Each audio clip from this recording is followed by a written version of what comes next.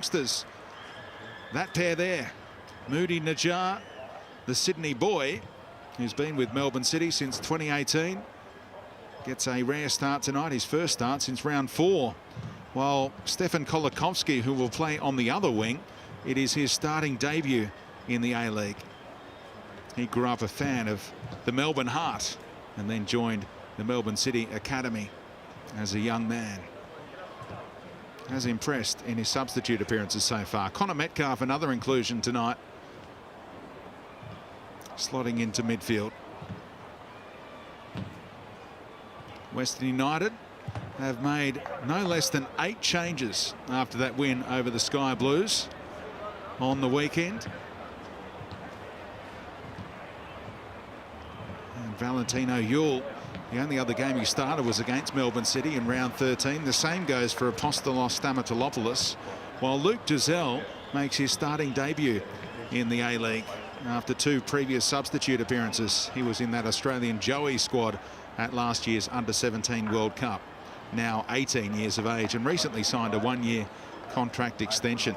Mark Rudan said he's shown a lot of improvement in recent months. There's the 2 coaches tonight. There is a chance they could square off in the finals next week. Of course, we'll know what the final makeup is with the top 6 in about 2 hours' time. Could be Barisha against Brisbane on the weekend. So Jamie McLaren a chance to go outright top. Can he pull clear of Adam Lafondra? Just the 3rd time the Golden Boot will be won with 20 goals or more in A-League history. As Melbourne City look to get straight on the front foot, I say good evening to Mark Bosnich. Good evening, Brenton. Good evening to all our viewers, wherever they may be around the world. Another fantastic night here for football. It's a bit windy this afternoon, but seems to have died down, and the pitch in absolutely fantastic condition. Opportunity for some youngsters tonight heading into the finals. Western United could finish as high as 3rd, and that would give them a game against Perth on Sunday. Any other results and they'll be facing Brisbane on Sunday, and it'll be Wellington against Perth in the other final on Saturday. Finals just around the corner, a lot to look forward to. Massive amount to look forward to. Everyone's done so well. I mean, the players have been absolutely phenomenal in terms of the entertainment they've provided, but in terms of the sacrifices everyone's made to make sure that this finishes. We don't want to speak too much too soon, but we're coming towards the end of the regular season, like you said, and then a week to go. Speedy, and really it's been a fantastic mini tournament. I'll get that out again. I'll start again. It's been a fantastic mini tournament, if you like, and looking forward now to the real business end. Yeah, 27 games in 34 days since the resumption of the competition. A lot of games played behind closed doors, of course, not featuring the New South Wales teams, that is. There's young Oscar Dillon alongside Uzcock and Calver. It's part of that back 3 tonight for Western United. Here's Yule against Atkinson. Skidardis back into midfield. Team sheet said that Uzcock would play in midfield and Pasquale in defence, but it's the other way around, as we did suspect. A few ducks and drakes being played by Mark Rudan and the Western United coaching staff with their team sheet.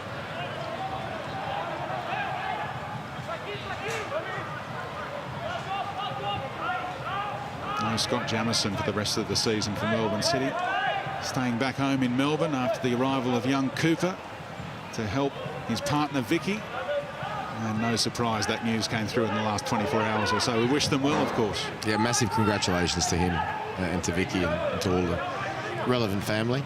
It's a fantastic moment.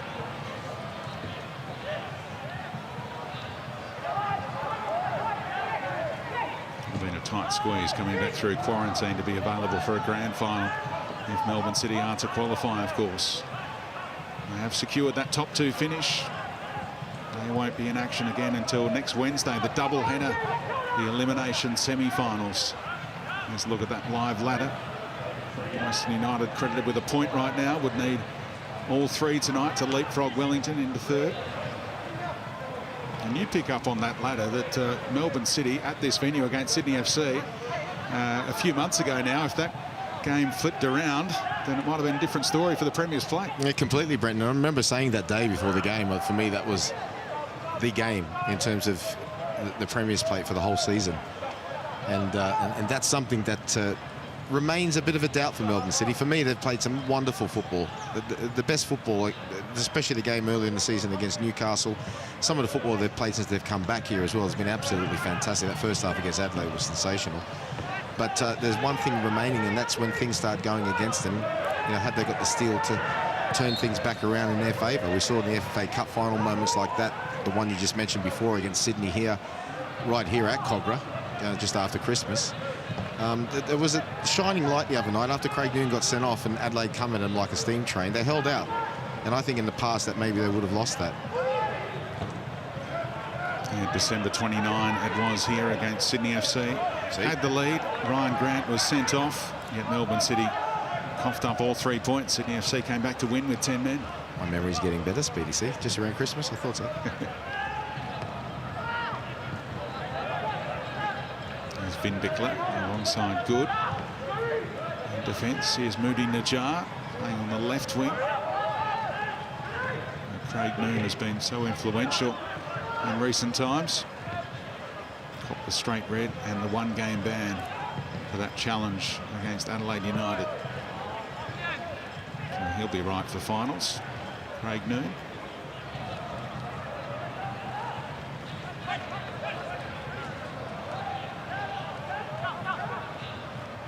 Calver wearing the captain's armband tonight. Still a young man, former Sydney FC defender. And Josh Belanti, who wears the captain's armband for Melbourne City, committing the foul there.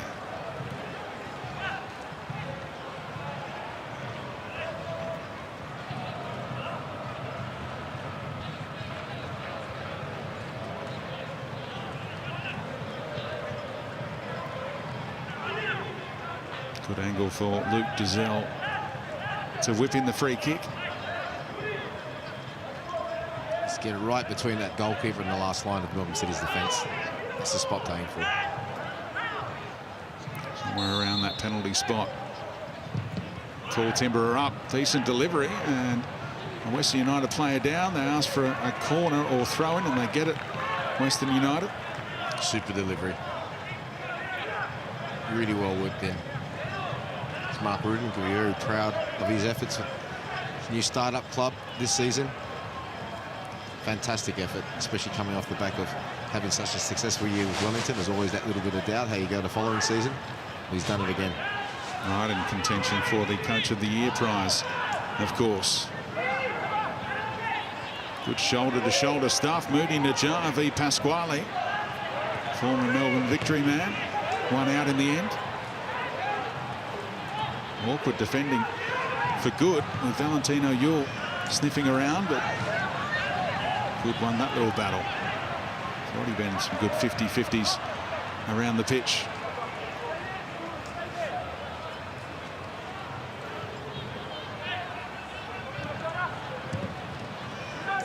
Luna looking to release Moody Najjar. Josh Risdon has it all sorted out. Back to Philip Curto. Outstanding the other night against Sydney FC.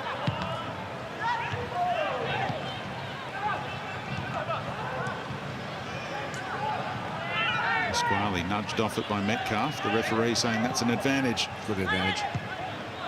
Tim Danaskos, the man in red today. Just his second game in charge.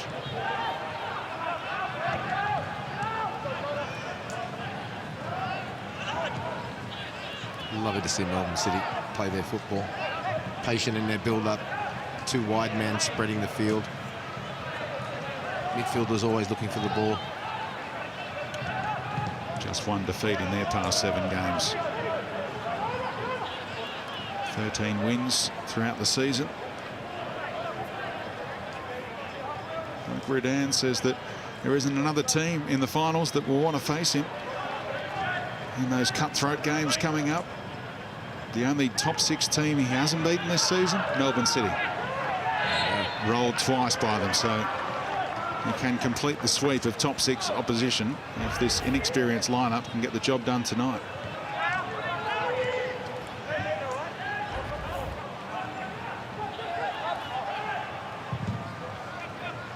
Jamie McLaren scoring 4 goals in those 2 wins over Western United this season. 2-1 back in round 3 at Geelong. 3-2 in round 13. Bessart Berisha scored a goal in both of those games as well.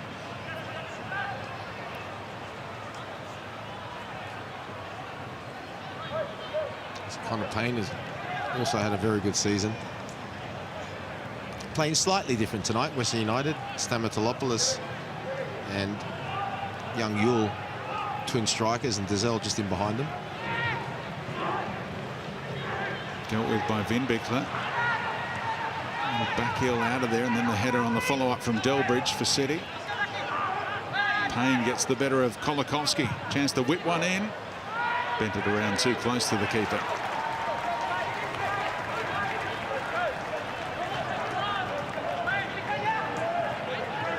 Nathaniel Atkinson. Ooh. Slid in there on Pasquale. He didn't flinch. Players have got to be careful tonight. Of course, any red card would lead to a suspension and being unavailable for the final. Always a consideration when you're coming up to final series. There's Eric Mombert as well. He's done a fantastic job. Each year they've improved their position. I really think this season is the season they'll be looking to actually push on in the final series. But he's done a wonderful job since he's been here. The football that they play, like I said, at times has been absolutely breathtaking. That first half the other night, I mean, the 90 minutes against Sydney was excellent, but the first half against Adelaide was outstanding.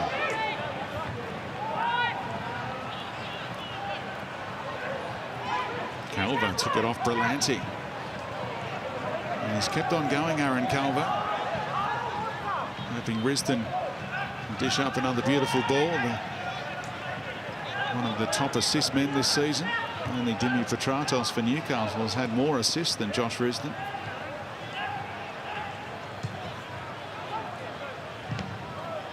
And offside was Stamatolopoulos. That's why he didn't bother moving towards that ball. Yeah, and Calver's back now. We've seen that tactic employed recently, most notably by Mikel Arteta in the FA Cup final at Wembley for Arsenal to great effect. And Mark Ruden's done it probably the most in terms of one of the 3 central defenders making that extra man. Yeah, saw Durante do it a couple of times on the weekend. Yeah, exactly right.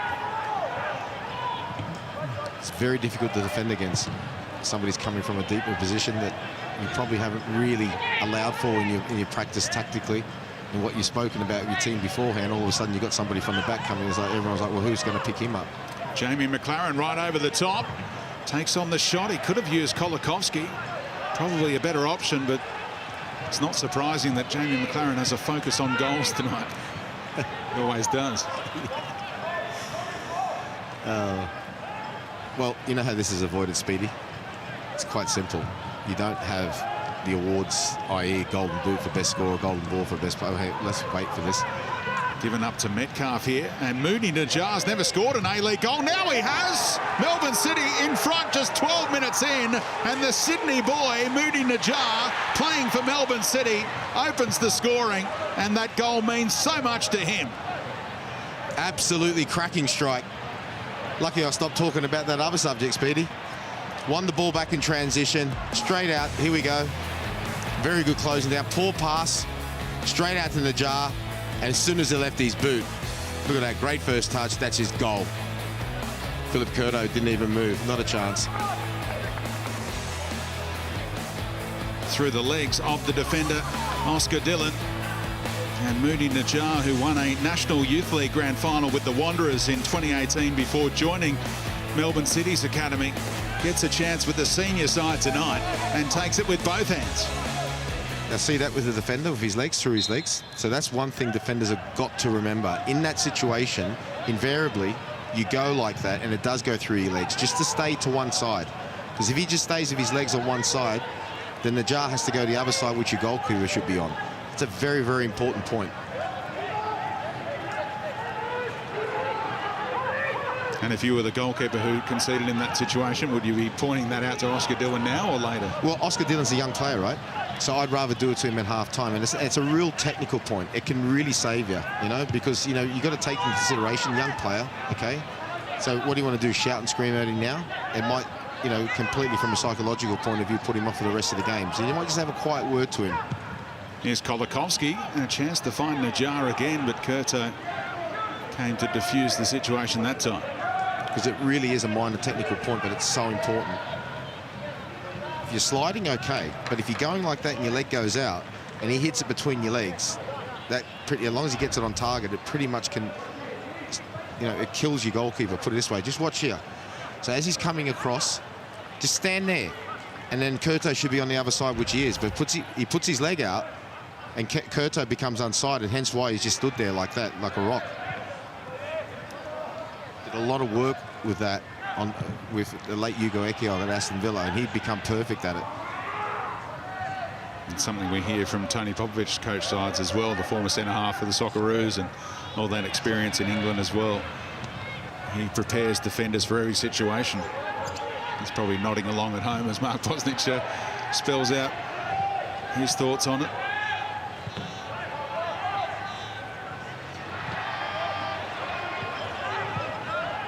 Adrian Luna, the Uruguayan. McLaren whipped it out first time, and off the head of Payne, it's going to work out for Kolikovsky. Heavy touch allowed Payne back in.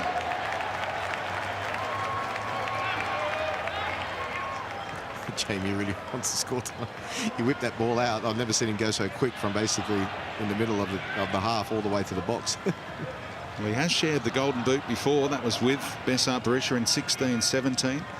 Chance to win it outright with a goal tonight, you'd think, unless Berisha could come off the bench and score a hat-trick. Right before the goal, my point was, Speedy, is that these awards, Golden Boots, you know, Golden Balls for the best player, Golden Gloves, should be decided after the grand final.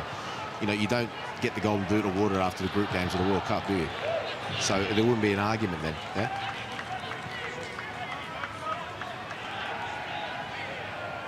Some extra games, you reckon? For the further you go, the more benefit you get? Correct.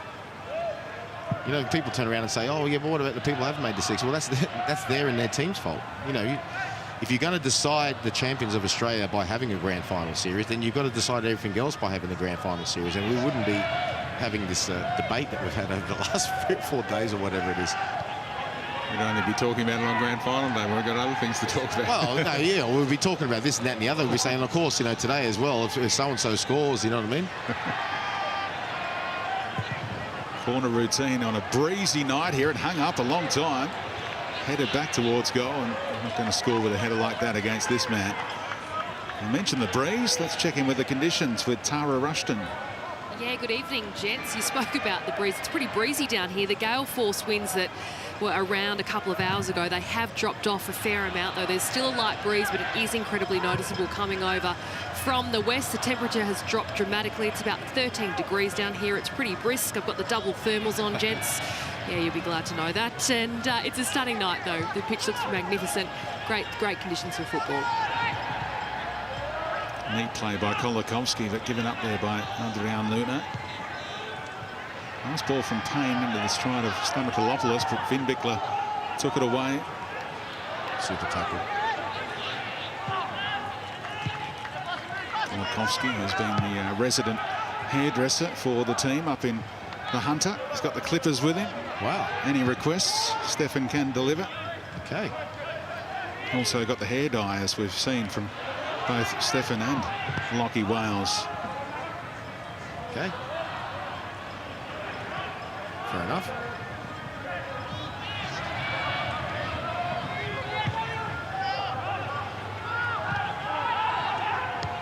Oh, good play.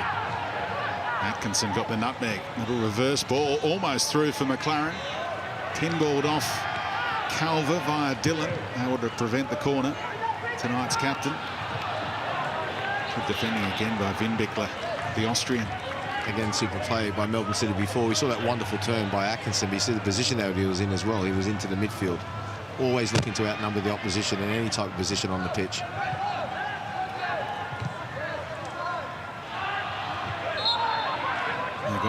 again, the Melbourne City back four on that occasion, stepping up at the right time, catching Valentino York.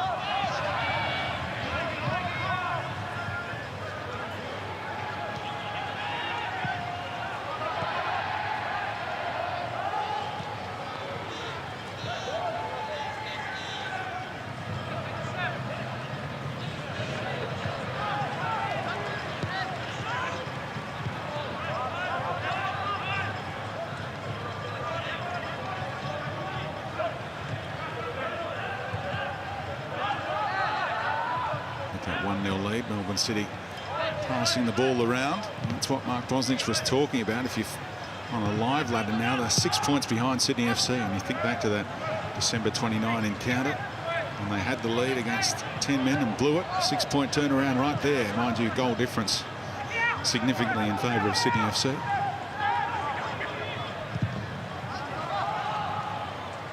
Here's a look at how it stands. The finals coming up this weekend. It could all change, of course, if Western United and Mark Redan's side can come back here. But at the moment, they're playing Brisbane on Sunday. And they'll be the away team because it will be 4th against 5th. Brisbane will be 4th. And Wellington will be 3rd against Perth in 6th. All the finals coming up at Bankwest. And those elimination games again on Wednesday. That's a double header. Melbourne City in the first game that night, and then Sydney FC with crowds in the stands. 8:10 p.m. kickoff for that one.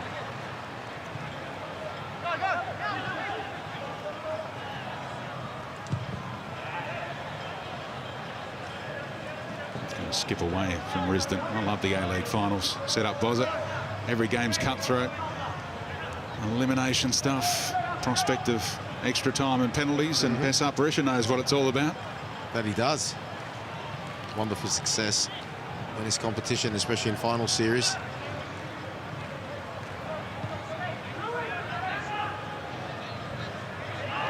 Shoot ball around the corner from Curtis Good. There's Atkinson again making an extra man in midfield. West United backed off with their back five. Atkinson good enough to find Najjar, who's around Dillon again. Cross cut out by Calvert. Melbourne City with the more experienced side tonight, and it's showing so far. Little 1-2 from Atkinson. Broken up by Skoudaris and Pasquale. One back impressively by Moody Najjar, who's got his tail up. They're just playing the better football speed. West United can't get the ball off them. They're doing everything they can to close them down. Their tactical awareness is spot on. Kolakowski yet to get the better of Connor Payne. Linked up with Atkinson. A right footer, of course, and Curto had to spring into action. Looked to be going well wide, but he gives up the corner. Yeah, taking no chances there. And that's sometimes the case as a goalkeeper.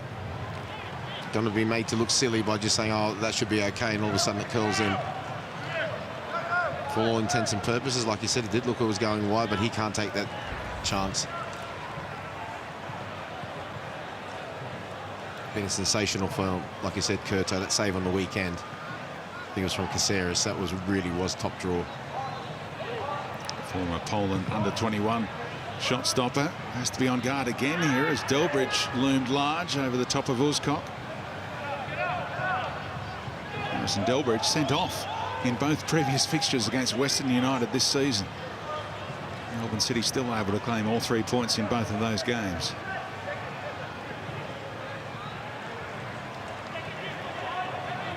Have a bit of a regroup here, a bit of a rest up Western United because they've been chasing for quite some time.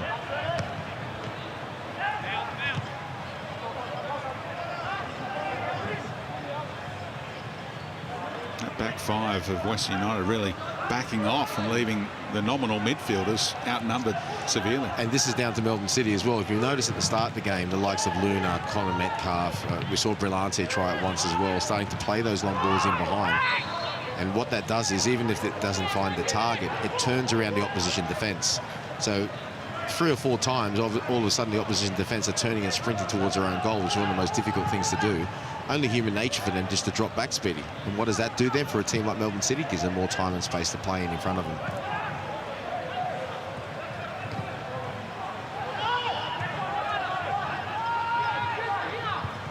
Forced the mistake again. Good closing. Tidy work from Eric Mombert. Nice touch for a man in his mid-60s. Straight back to the throw-in taker. Former midfielder in his playing days.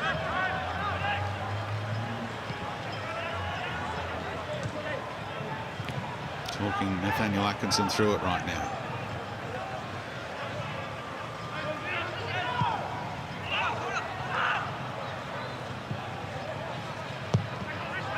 Kolakowski punched it back at chest height to Vin Bickler. Confident play in their own defensive third from City. And Good gives McLaren one to chase. Met well on the half volley. That's brilliant play by the number 9. And I don't think that pass was intended for Metcalf. He was supposed to let that one go for Adrian Luna, who applies the press now on Calver. Good play again from Melbourne City. Looked as though they were in a little bit of trouble right around their goalkeeper, went the length of the park, lost the ball, and then you saw quick as you like. Best time to win the ball back is in that first 4 or 5 seconds when you lose it.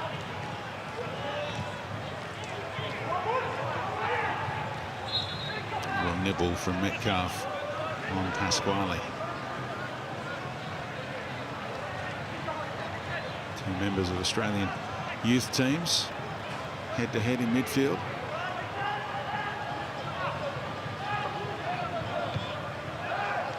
There's Risdon.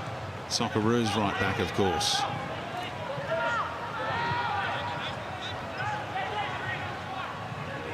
Really confident play from Josh Risdon. Lovely switch out in front of Connor Payne. One to run onto.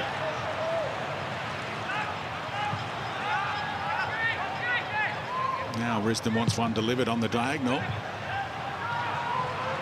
Good got his head in the road.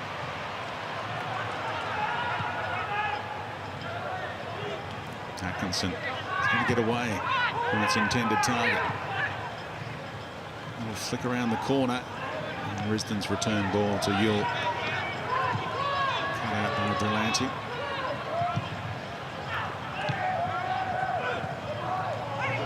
That time Adrian Luna couldn't get on the end of McLaren's work. Western United pushing for that equaliser. And they get a corner. Melbourne City saying there was a double ricochet. The referee didn't see one.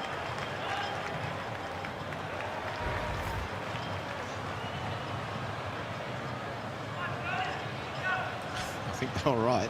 I think it's the last touch off Delbridge after the ricochet back off Payne. In the end, Delbridge actually gave the referee the thumbs up and said, yep, you got me. In swinger. Uscock. And away by Melbourne City. Couldn't get the header on target, Uscock, after the beautifully timed leap.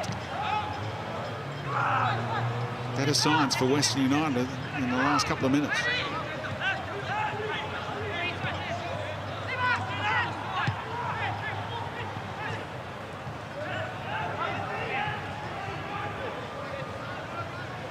Risdon, a key man for them tonight, of course. Both of the wing-backs were rested on the weekend. Cavallo and Parias did wonderful jobs. But, the first choice right and left wing-backs back in tonight. Costa Stamatopoulos upended by Vin Bickler.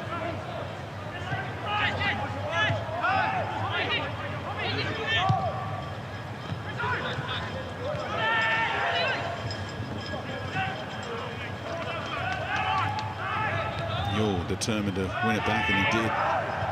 Force the error out of Najjar. Skoudanis was a mainstay in midfield mid-season. It's his first start since round 21 against the Mariners. Start 9 out of 10 games at one stage. Here's another chance for Yule. Dazelle. Tidy on the ball. Luke Dazelle, lovely ball, fired out to the chest of Payne. And now on the edge of the area, the young man, the 18-year-old, with really quick feet. And that was an excellent spell of play from West United, and a really good comeback, if you like. Been on the back foot, conceded early, finding it difficult to get the ball back. They got the ball back, and they had a really good spell of possession there. Some really nice fluid play.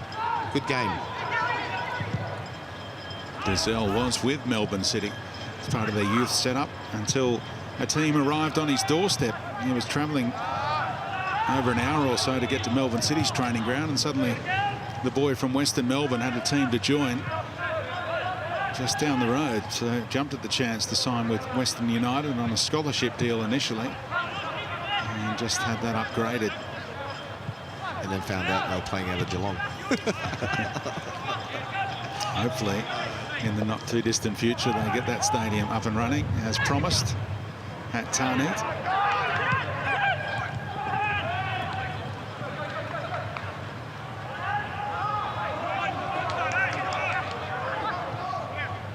Pasquale. Uscott made his A-League debut against Melbourne City as a Mariner about 5 years ago now. He's been excellent since the return of Scott. Played a major role in this team being where they are.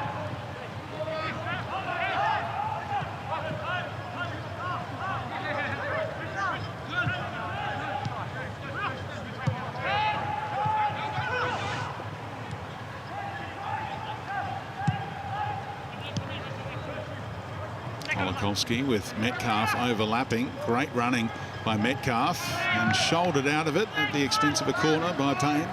Really good work from Payne. Good play again from Melbourne City. Connor Payne, superb defending. Just watch this. Stays on his feet. That's all. Thank you. Super job.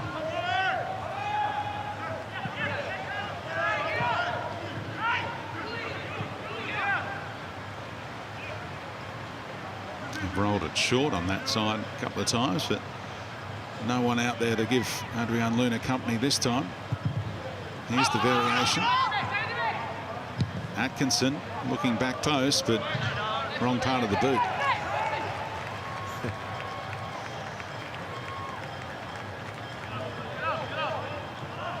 Not too much to hide or too many excuses to come up with when one comes off the boot like that. Other times you maybe can, but not in that situation. You just have to take the abuse from your teammates and say sorry. Is it tough to control the ball on a windy night like this, though? It is, but a lot of managers that I had used to have a saying that there's no wind on the floor. So they used to say. Like a Big Ron? Yeah, you would say that. Nearly all of them. Play the ball on the ground, there's no wind.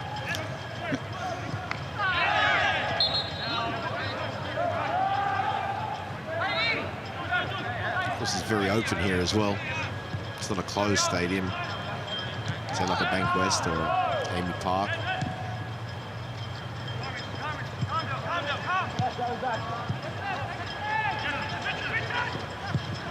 Pitches held up remarkably well. There was a massive deluge during a rugby league game at this venue a week and a half ago. Players slipping and sliding all over the place, but you wouldn't know it. No, pitches have been excellent. Obviously, they have contributed to really good, excellent, you have to say so. It's really good. It's been not fair to the players. It's been excellent, the football that's gone on. The weather's made a huge difference. The refereeing has been excellent as well. All played their part, but it is important in our sport that the pitches, if you want to play lovely football, that is in good nick, and they have been.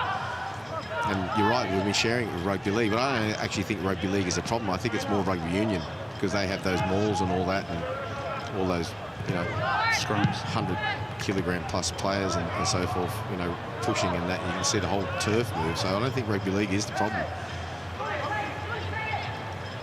But the football really has been refreshing.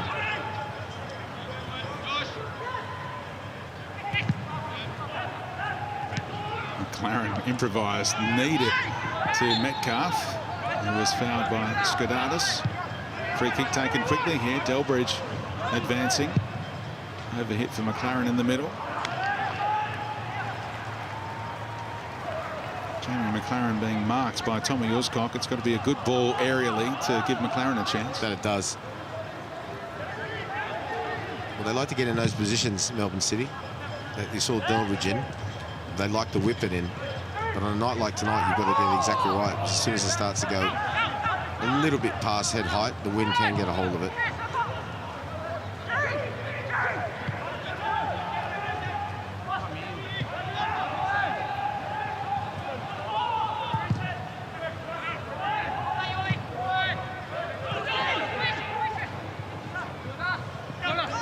Luna first to it, just nicked it away from Yule.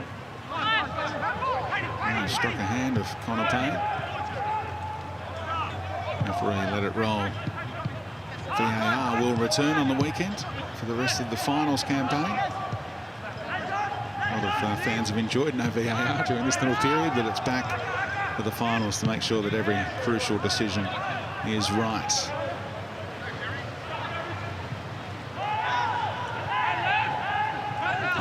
You're really working hard, isn't he? Metcalf able to keep him at bay. Atkinson with an aggressive pass intended for Kolakowski.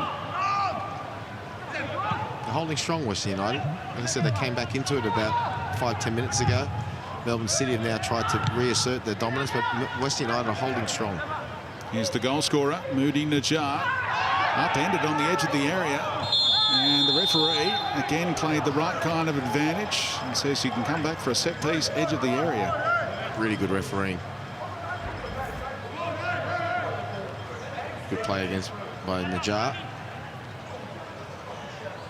And the referee waited, like he's entitled to do. See if there was a clear advantage. If not, he can bring it back.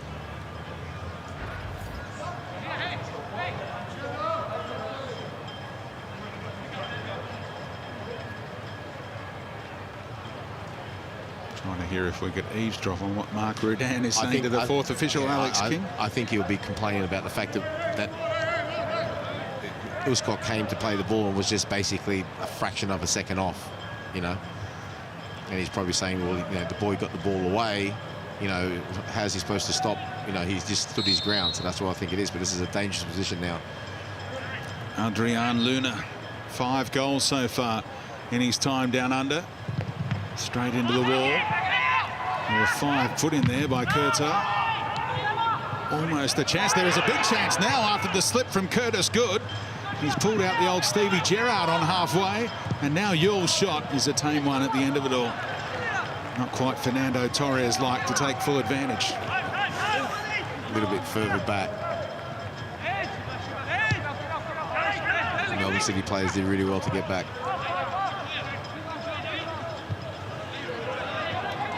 Did score the club's first ever goal in their first ever friendly, Valentino Yule, about a year ago now. And that was his chance for his first A-League goal. Big chance. His eyes were lining up. Lovely ball for McLaren on a really acute angle. Couldn't get the shot away as intended. What a fantastic ball from Nathaniel Atkinson.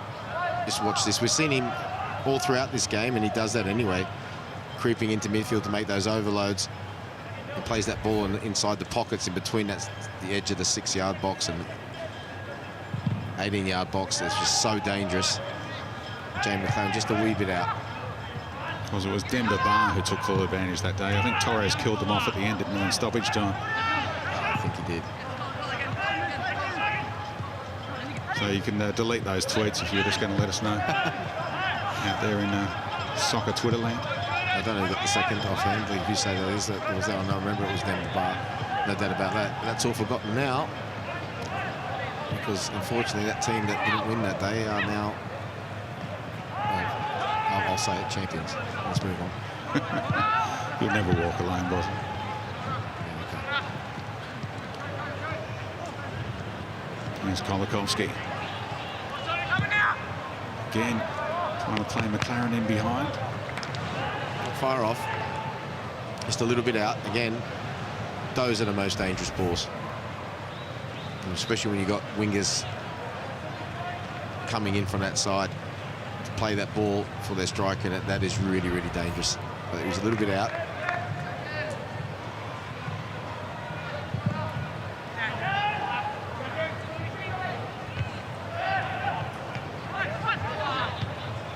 Cox stepped up at the right time there.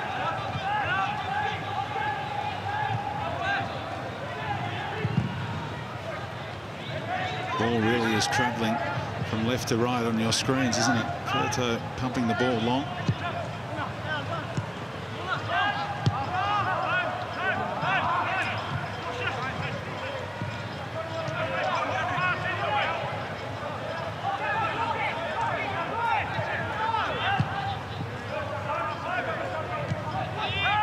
Lovely football.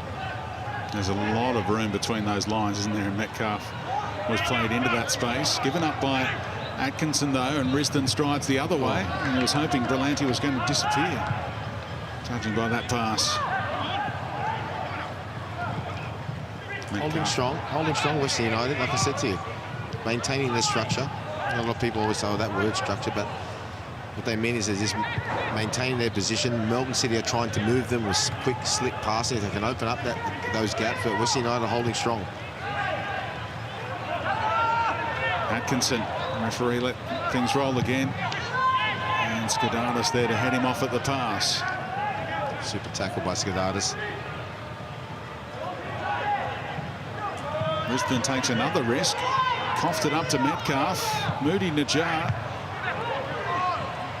Able to pick out McLaren in behind again.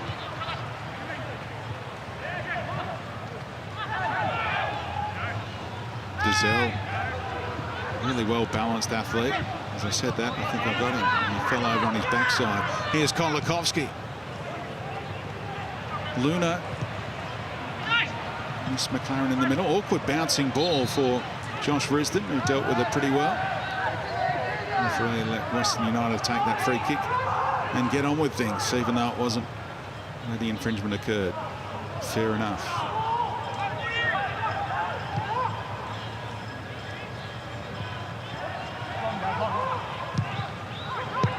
Ball punched with purpose by Calver, gave Payne the chance to keep Western United rolling.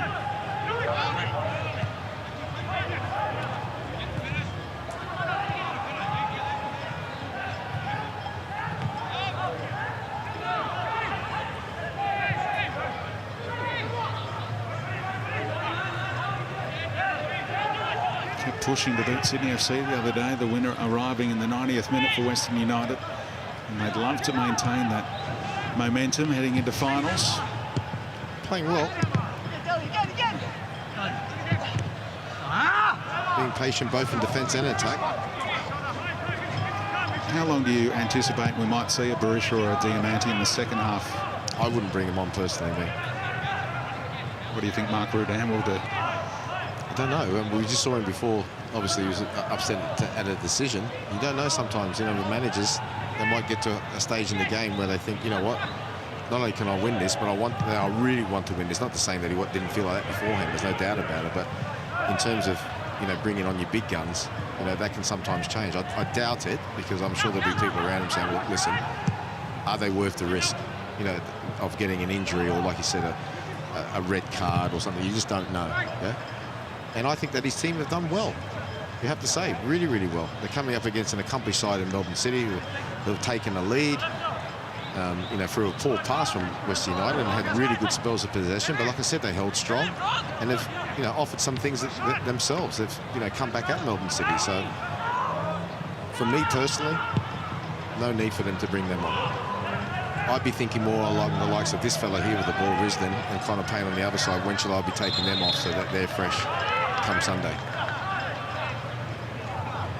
Would have been interesting negotiations, because I'm sure Besart Berisha is saying, I've got the chance to win a third Golden Boot. No one's ever done that in the history of the A-League. Just give me half an hour, coach, and bring on Diamanti as well to provide me with some ammunition.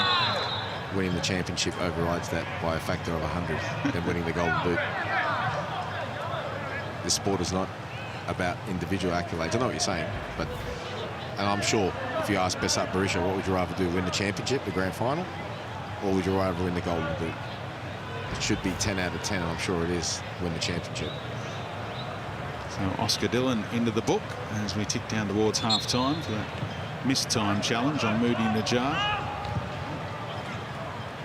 who of course put the goal through Dillon's legs early on in this contest.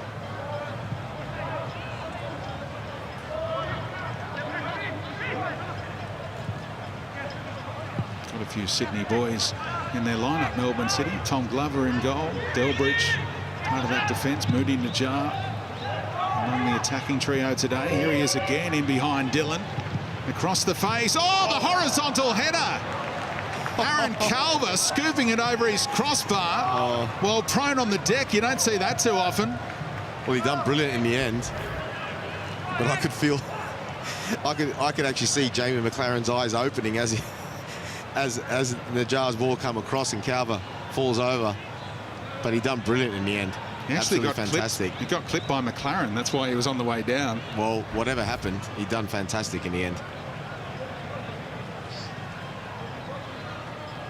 I'm sure J-Mac was like thinking, this is a goal, here we go, goal here. How good's this? I've accidentally tripped the defender. I'm going to get a tap in here, and then Calver wound up heading it clear anyway. Yule clears. Melbourne City really pushing up those defenders who were on halfway.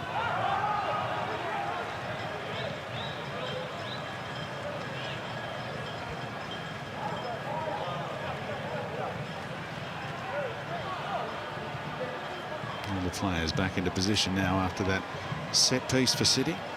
They've had a few corners tonight. And able to take advantage. Clever header by Berlanti. And Luna can open up the pitch for Atkinson.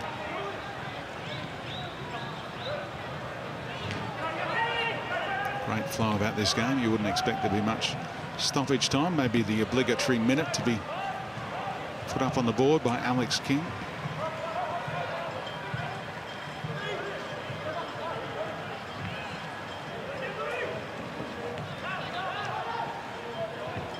There's the fourth official. There you go. Atkinson had a glance over his shoulder, knew he could turn and go.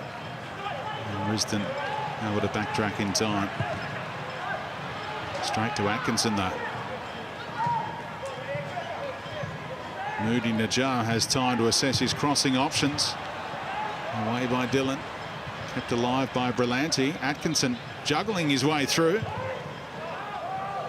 Western United absorbing some late pressure here.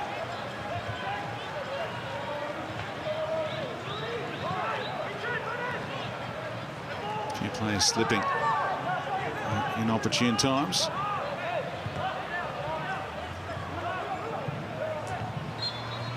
Referee says that's a good time to blow it up.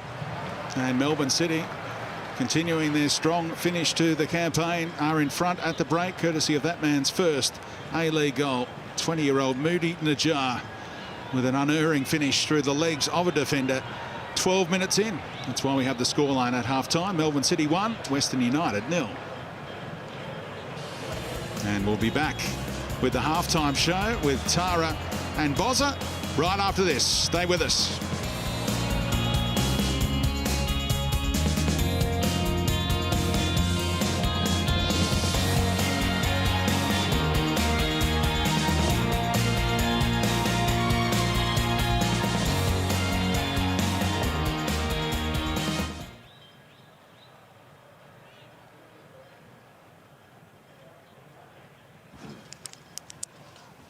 Yeah, I've got you.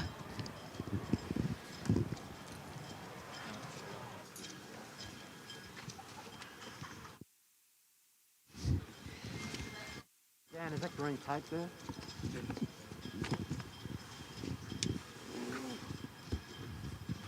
Get that green tape. I lost it. I was looking for it about an hour ago.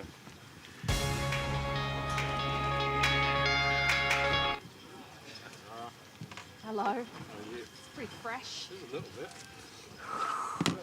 It looks like you're wearing an inflatable jacket. This is awesome. Like where you... Do you know what I mean? This is Kenny. This lasted me in England, Nicky. You want Nicky? Oh, that's want Nicky? solid. Electrical tape? Yeah, that'll do. Thank you. Oh, Bozza, hurry up. Yeah. Bozza he's up there. He was about to jump off and thought it would be funny. Well, kind of would be, wouldn't it? I'll get his thoughts on the opening half.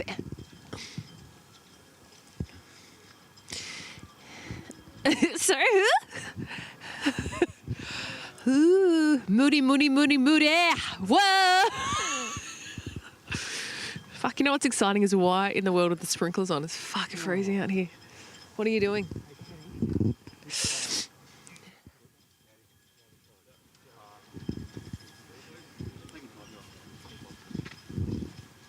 Yeah, creating. Yeah. It will be Brisbane Roar and Western United. They actually haven't met since the resumption. What about that? What about that? It's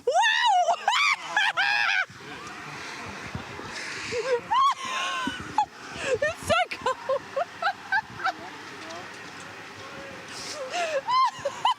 You should see Bos's face.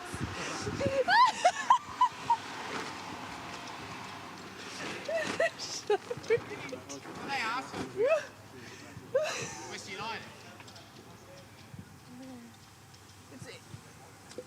Hey, who? Sorry, I don't want to be any colder. Also, who asked to wet pitch?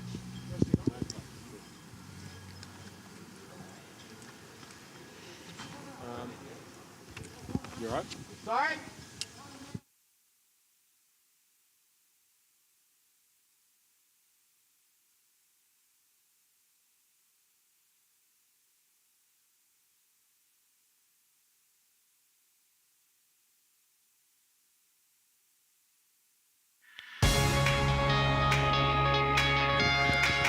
Welcome back to Netstrata Jubilee Stadium, your Wednesday night of football. The final game before final start, Melbourne City and Western United going head-to-head. Melbourne City in the lead 1-0 as both sides head into the sheds, and the sprinklers are well and truly on behind us. Both Bosra and I nearly got absolutely saturated before. There were screams, more so from me, not from Bosra as we ran away. Bosra, Yes. Great to have you down here from the comm box. you. What have you made of the first half? Pretty entertaining, you've got to say. Yeah, it was. Very good first half. And considering the circumstances that both teams find themselves in terms of they've already qualified, and there's not a hell of a lot riding on tonight's game, but there's always personal pride. And you want to keep playing well for different reasons. I think Melbourne City shaded the first half, but Western United got nothing to be ashamed about. You know, even though there are long times where they were, chasing the ball and they were out of position, they came back well. And we saw that in the middle of the half. And in Risdon and Connor Payne, they're always a danger. True. They're trying something a little bit different in terms of their structure up front with Stamatolopoulos on one side. They've got Dizelle just in behind and Yule on the other. But like I said, there's a lot more to come from them. But Melbourne City, like I said, for me, deserve their lead. And it was one of the men that's come into this starting side for Melbourne City, Moody Najjar, who's made a real impact that led to their first goal. It's been an absolute pleasure to watch him and Nathaniel Atkinson down here on this left-hand side. It's our nearest side here to where we're commentating. And this actually come from a mistake, a poor pass from Western United.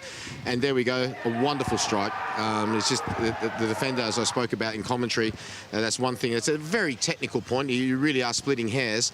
But when you do come across like that, you've got to make sure just to stand there, not to put your leg out like that, because invariably the striker or whoever it is will put the ball between your legs and it just leaves your goalkeeper completely stranded. But there was 1-0, and they were playing some wonderful stuff at that stage and keeping the possession for long periods of time. It's great to watch them play, regardless of who's in their team. The way that they play their football, and this is something that goes throughout their whole group, not just this club, is really a joy to watch. It's part of their culture.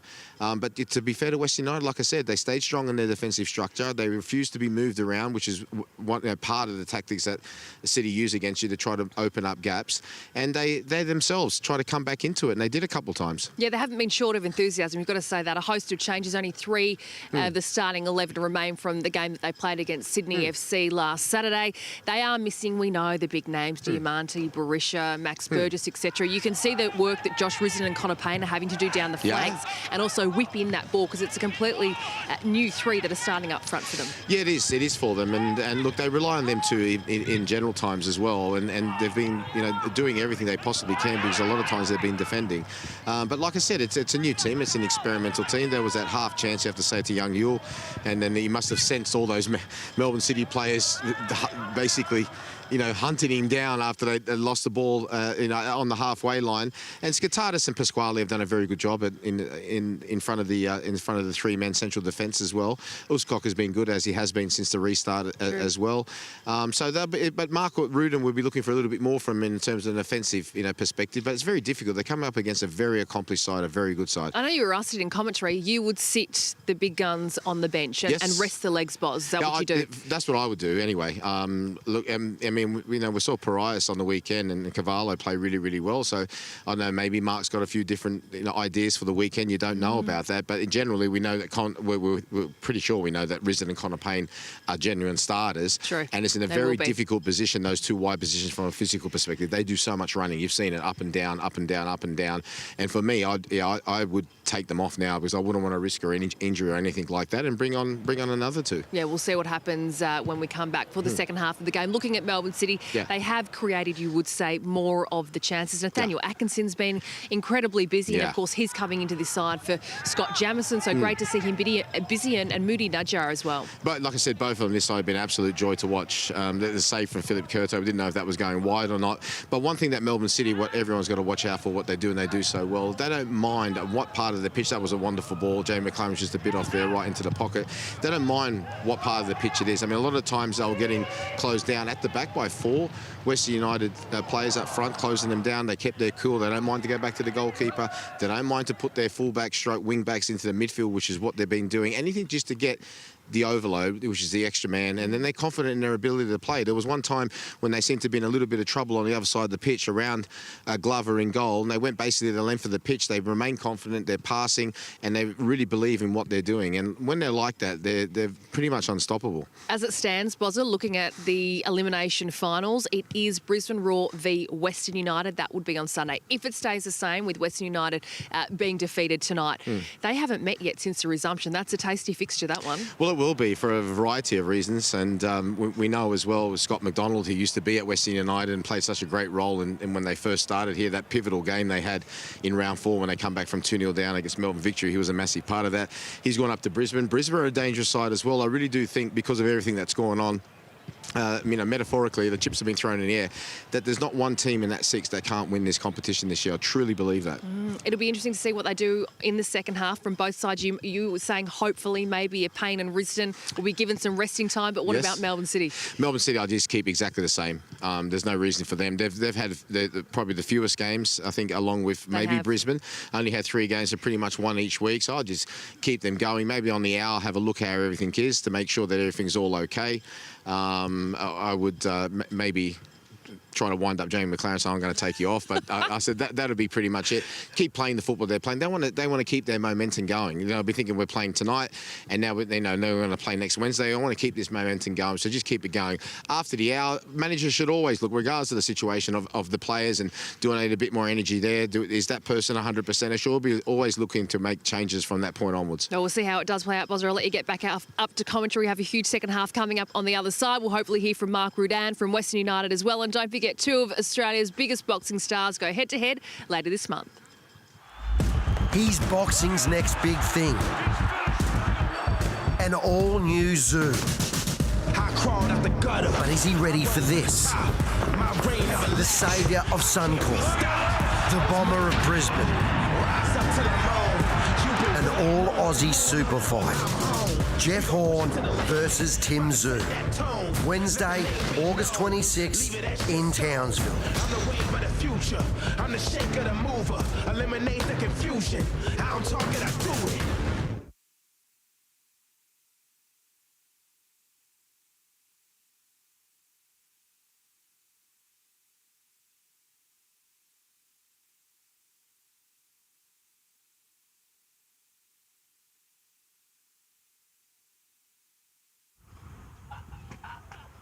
Can you give us anything through the prospects? Hello. Speedy. Dan Oh, hello, my son. joins us now. How are you, my son? All right, my son, yourself? Yeah, not bad. How was that can of Coke up there before? I've got half a left, and I probably need another 1.5. Righto. Help me out. Any vending machines within sight? I know where there's a fridge. There's Coke in the dressing room. No, I'm not going in the dressing room, but there might be something in the office, mate. Leave it with me. I don't know how I get it up there for you, Speedy, though. Little flying fox, reverse flying fox. No, he hasn't had 4 cans yet. No. Ramjet. You've only had 1.5, haven't you? Yeah. Righto. See what I can do. Hopefully we'll speak to Roots if he comes out.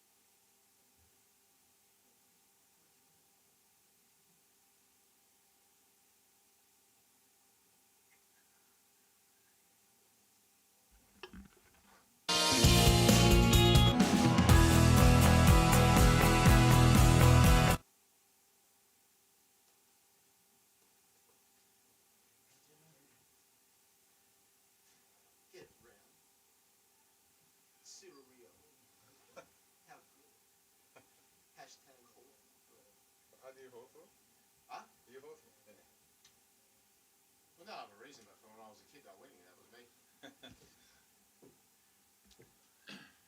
We had a couple losses there, isn't there? But we pretty much dominated the A's. Jason Dunstall, DP Domenico, Johnny Platten, Judge. Matthews. Yeah. Yeah, he was all right. Gary Ayres. He was on my back, number 7. Who? Dipper. Number 9. Johnny Platten. Very good team. What was the name of the coach? Peter Curran. What was the famous Alan- coach? Alan Alan Jeans. Jeans, that's it. Alan Levi's. Alan Joyce. Then went on to Coach Hawthorne after Jeans, then became the president of Qantas, whatever he is. That's it. GFC, yeah. Did he? No, same name. I think I was going to say. What's going on there? Was it Torres who scored that second?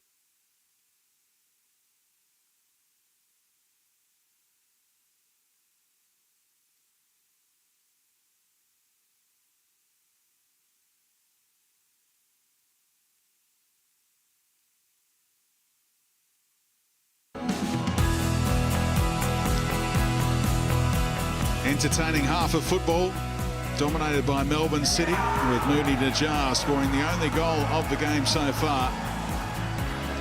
Already wrapped up a top 2 finish this season, looking to go into the finals with real momentum. They're 1 win away from a grand final, of course. They'll host a semi-final at Bank West next Wednesday night.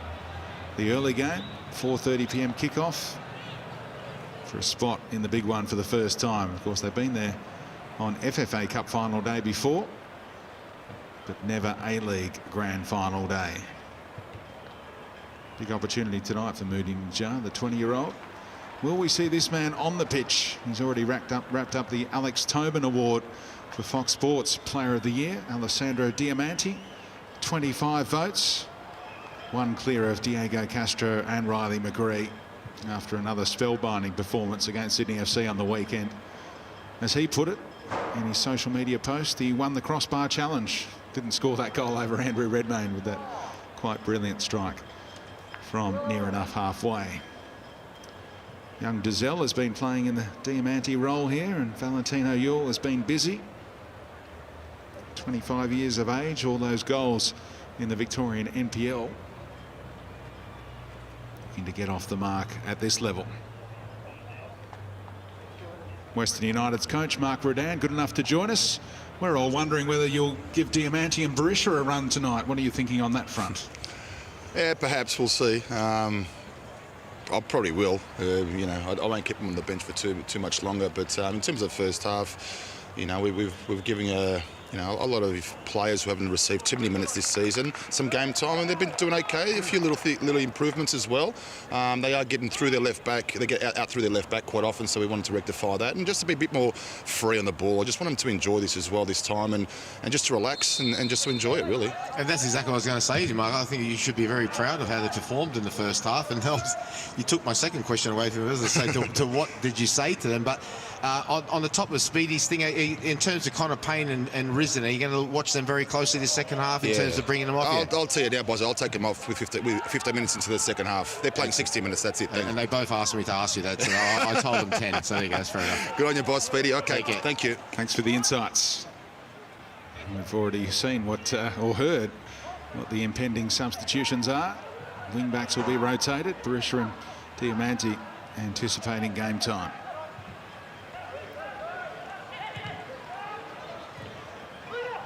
Playing from behind, of course.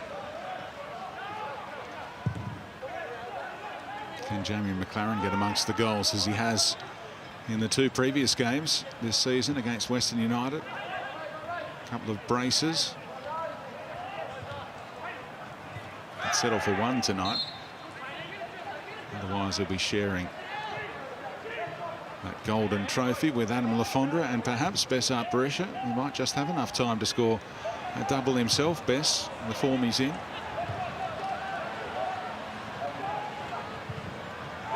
Space in the middle for Skadatis.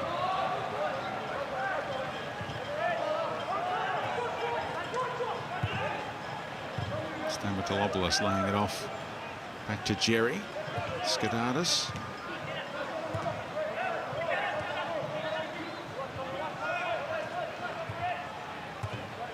Trying to win 4 games in a row for the first time.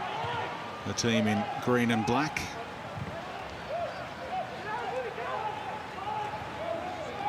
Here's Najjar. Tried to slide it through for Metcalf. Pasquale really has risen in stature in recent weeks.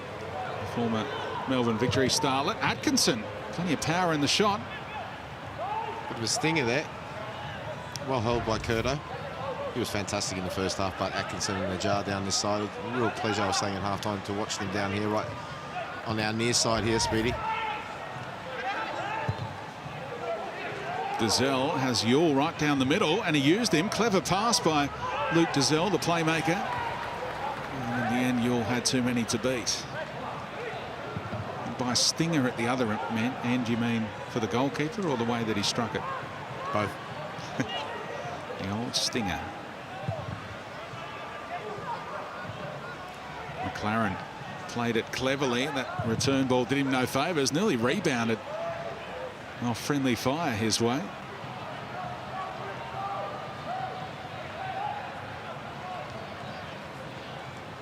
Don't forget the A-League finals start this weekend, 5 p.m. Kick-off on the eastern seaboard of Australia for the first one. Wellington in their final, and that's 7 p.m. in New Zealand, of course, prime time over there. And then Western United in their first final, 6 p.m. Sunday. We just don't know who the opponents will be just yet. As it stands, it's like that. Wellington against Perth on the Saturday, Brisbane against Western United on the Sunday, but that can all turn around, of course. So we're kicking off Sunday at 6, Saturday at 5. Yep. Australian Eastern Standard Time, correct? That's right. Marvellous. Half-hour pre-game as well to build it up. There's a little concern for Stamatolopoulos, clutching at a groin after that awkward stumble on the far side. He's probably expecting more game time when he left Adelaide United to join Western United. Hasn't quite worked out for him yet to score for the club. Scored a handful of goals for the Reds. Here's the chance. McLaren trying to steer it home. That close to outright leadership in the Golden Boot. Well, his eyes lit up again. Difficult ball to put away. Bounced right in front of him. Done his best to guide it into the corner and went wide.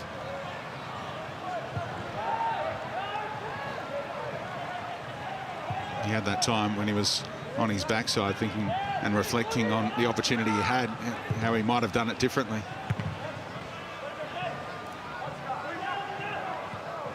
Hit the turn, trying too hard. might be applied to him at this moment in time. But really good run. You got to give him credit. Really good run, and decent ball in as well, like I said. But when it bounces right in front of you, it's very, very difficult. Looking at that replay, it looks like he was offside by centimetres, but the flag stayed down. Of course, in the VAR era, come finals time, if he scored that goal, probably would have been taken off him. Well, come Saturday, you don't want to have to reminisce about it as you have done during this period, Speedy. It'll be there for you. Asking for a penalty there after a head clash involving Delbridge and Stamatolopoulos. Don't get too many penalties awarded for a head clash, but they chance their arm with the protest.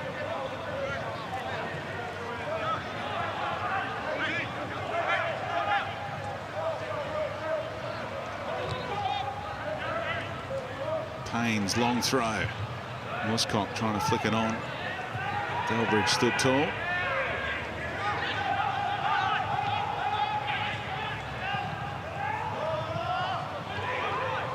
Dazelle. Some nice stuff from Luke Dazelle. The header across the face, snuffed out by Glover. Good play from Western United. We'll get a good look at that penalty incident in a bit, but some good play. They still keep them coming at Melbourne City.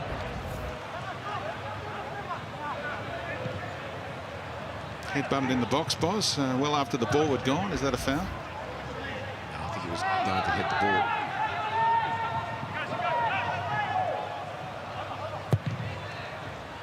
It was very late, to be fair.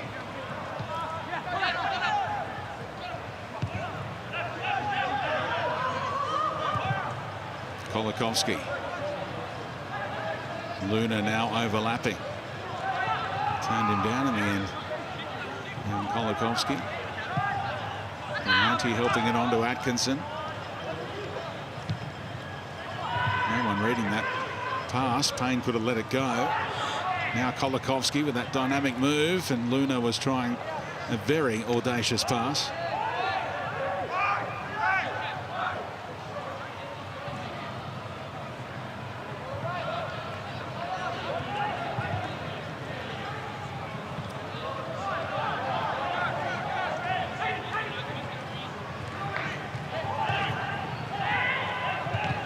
Stamatolopoulos appears to have recovered from that little tweak of the groin. Wisdom punches it to Pasquale. Back out in front of the Socceroo. Good looking shape about that too, but Delbridge reading it well in flight.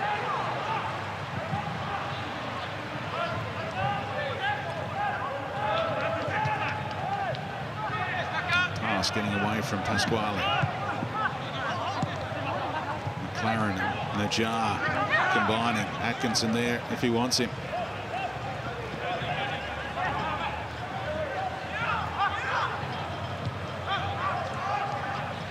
Josh Prelanti thought about winding up for a rare strike. Luna!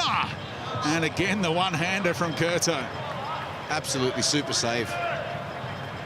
Josh Prelanti lined up, passed it on, and Luna said, okay, if you're not going to try, I will. Good 30 metres out. That's a super save. Good height for a goalkeeper, no doubt about that. But still, you've got to make the save. With the ball moving around, you can see when it stays still like that, it's moving around a lot. Excellent save. It's a wonderful goalkeeping performance since we've come back. Marinovic made a save here the other night, which is unbelievable. Jamie Young, Andrew Redmayne. Some really top performances from all the goalkeepers. They've had their fair share of corners, as you just saw. Flicked on, and McLaren sniffing around again. And the back heel opportunity was there for Metcalf, who's had a good game tonight. Came off his back heel and was going wide, straight across the face in the end.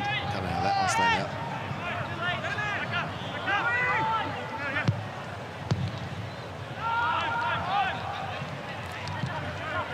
We just saw Melbourne City take on a long-range strike that tested Philip Curto, Tara Rushton. Is the breeze going that way? Certainly appeared to be going that way first half. It is indeed. You are correct. And I'll just let you jump in here. I thought we had some good build-up play, but no, Western United's got the ball back. I'm just eagerly watching both benches, gents, waiting to see if I can interject with some news as to who is going to come on. I've got Roston Griffiths to the right and Scott Galloway warming up. Here's another chance for McLaren, and the deflection. Brilliant sliding challenge from Uscock. Kept McLaren at bay. He had some options too, didn't he, J-Mac? Yeah. It's coming back to, like I said, his eyes. It's the third time they've really opened up, but this time he really should have cut this ball back to Metcalf. Just watch here. Just watching the left side of your screen here. He just goes out of the Metcalf. It goes towards the penalty spot there. He cuts that ball back. That's 2-0 and game over.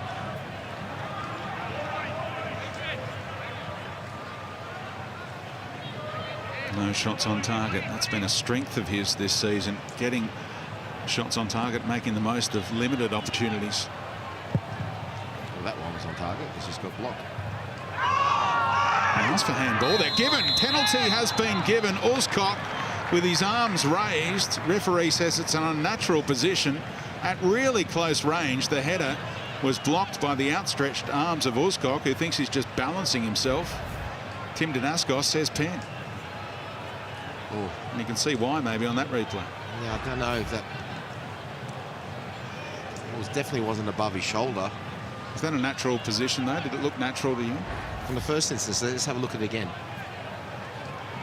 Yeah, pretty much so. I mean, you jump with your arms for your balance. As long as it doesn't go above your shoulder. It's one to ask Strebdolowski. Very, very harsh, in my opinion. It could be argued he was making himself unnaturally bigger by the position of his arm. But when you're talking about natural positions... Guess who's taking it? Jamie McLaren against the keeper. Blasts it home, and he is outright top of the Golden Boot race. 21 for Jamie McLaren in season 2019-20. Polishing his boot, his teammate. And he can polish the Golden Boot, it appears. Well, he ain't stopping them. Fantastic penalty. Roof of the net. Let's have a look at that again. Yeah. Got to be careful, like I said to you, with the way that the rules said, but that is a fantastic penalty. He puts him on 21 goals. He can relax now. And you think back to the year that he did share the Golden Boot in 16-17. On the final day of the season, there was an absolute seesawing game against Wellington when he was a Brisbane Roar player. He missed the penalty that day. He would have taken the prize outright ahead of Bessart Berisha. They shared it instead. And now Berisha is plotting a hat-trick in about half an hour, if he's lucky, to catch J-Mac. Adam Lafondra won't be getting a share of the prize now.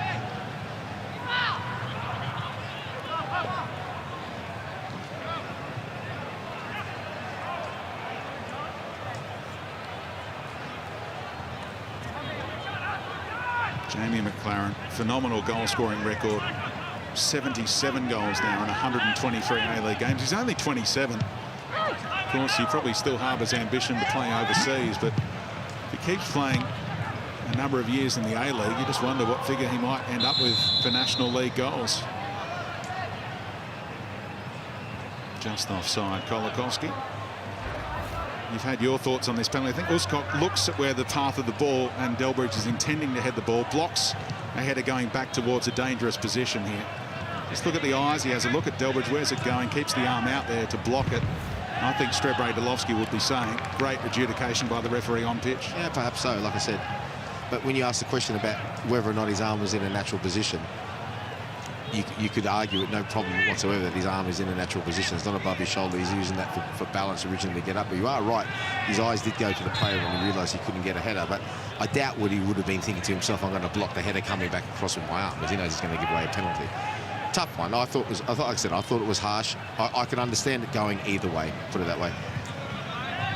We'll definitely wind up Jamie McLaren with it afterwards. Don't worry about that, saying, well, you were given a goal. And given away possession here for Brillanti. Kolakowski. McLaren waits by the penalty spot this time. Luna gets Atkinson involved. Floated towards McLaren and goes for goal again. Well, to be fair to him, they didn't have much other option. There wasn't any other players coming back in. Here comes the substitutions at Western United, completely understandable.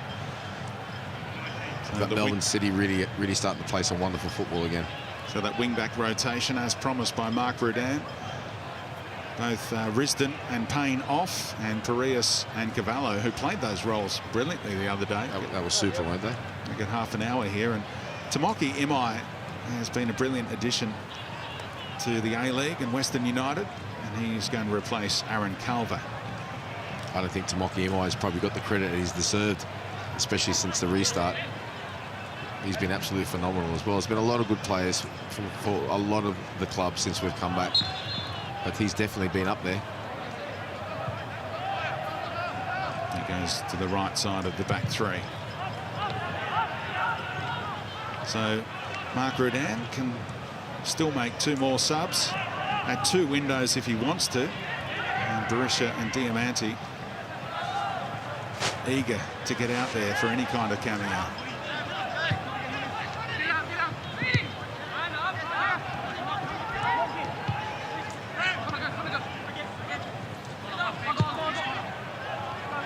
Parias and Imai just getting a feel for the ball.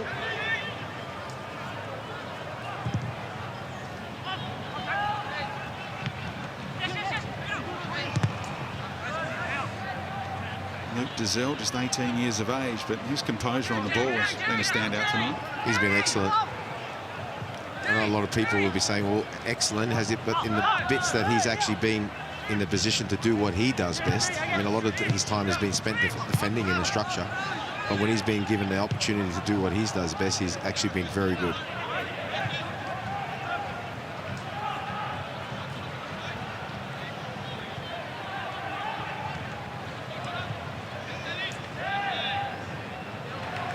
Another good young player, Kolakowski as well. So many good young players we've seen given the opportunity during this time and have really staked their claim.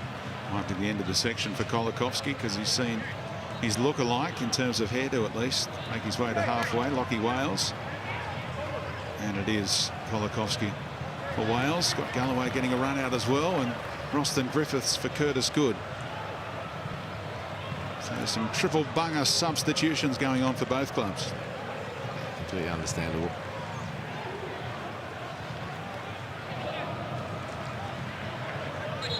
Delbridge now into the heart of defence. Galloway, a more natural fullback. Roston Griffiths straight into the action. And Connor Metcalf, well wide in the end, but entitled to a shot. I don't know if we saw that in the shot, but the referee brought down, I think it was Dizelle who was actually tracking. And the referee inadvertently brought him down. May have to book himself. Here, watch it here. Here we go, watch. That's a yellow card. That is definitely a yellow card. You like that one, didn't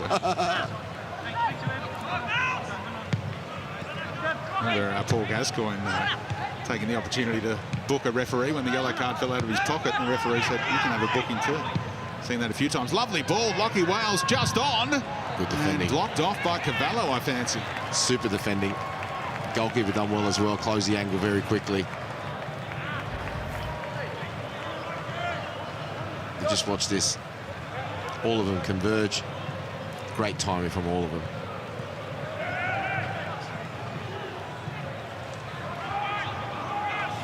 Cavallo, excellent. Stayed on his feet as well. Oh, a lovely pass by Connor Metcalf. Well, his highlight reel tonight for passing would be tough to beat by anyone in recent times. He teed up Moody Najjar for his goal, teed up McLaren for his chance earlier in this half. Really good player, but he's been taking a back seat on the bench in recent times. Another just 20 years of age. We thought he'd broken in as a regular starter earlier this season. Maybe some troubles with his body have held him back a little bit. Here we go. Western United fans starting to applaud the television.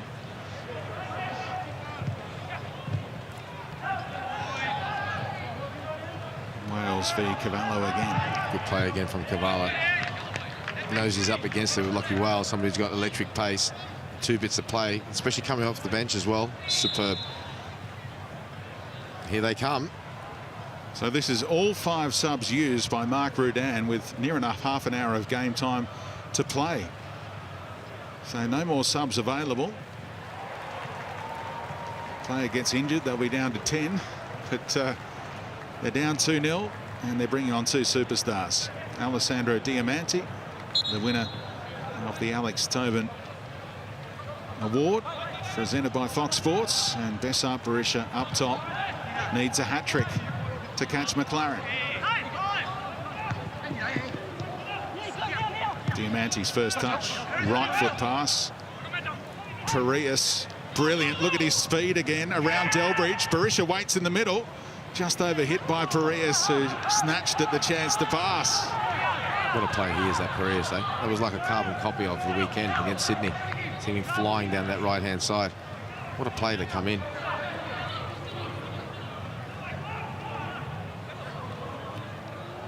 Another former Melbourne City product as well, Dylan Parias.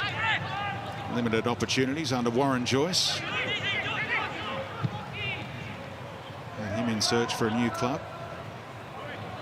Here's Cavallo, once of the Melbourne Victory youth setup. Good defending by Galloway.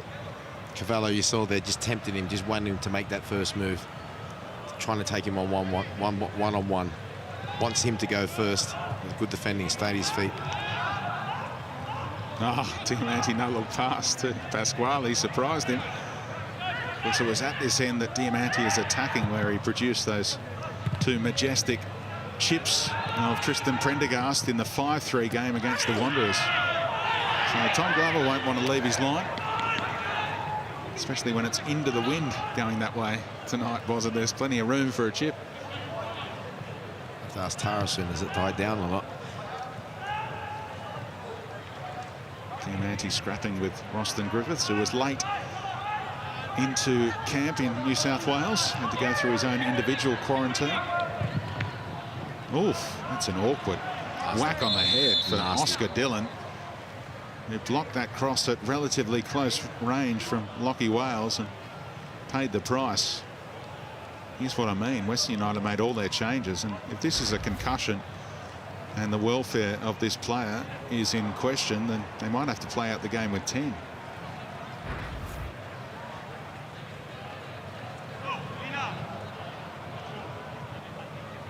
What are your thoughts on that? If he's showing any concussion symptoms, he just has to come off, doesn't he? Well, I would have thought that would have been the protocol anyway, right? And especially in a game like this.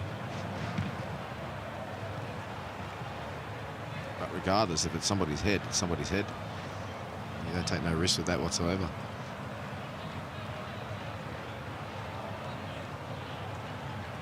Just 21 years of age, Oscar Dillon.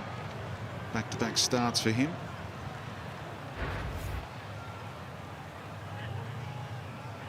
Turned his head and then copped it. A couple of side of the temple, that's always... All right. Got a text from Streb Dolowski. Do you want me to read it out for you? Righto. All right, here we go. Spot on for the handball pen. Making himself unnaturally bigger. The player is taking a risk. So there you go. So that's almost verbatim what I told you he'd say, Bozza. That's what I just said. So you're saying I'm an expert in that area, or? No. Strebray is and I'm not? Yeah. Okay. Yeah. Have you ever refereed before? I do talk to referees, so I know what their wavelength No. is. Answer the question. Have you refereed before? I've refereed sport before. Okay. I said soccer, but football. Not this football. Okay, thank you very much. Diamanti sliding it through, found the angle for Berisha. Oh, that's a pen. Finbickler gives up a pen, and Berisha will step up to take it, hold the Golden Boot prize. Here comes Bess. What a ball, Diamanti. Great ball. I don't know what Vinbick was complaining about. Blatant penalty. Great run as well from Berisha. Drew him in. Silly tackle, really.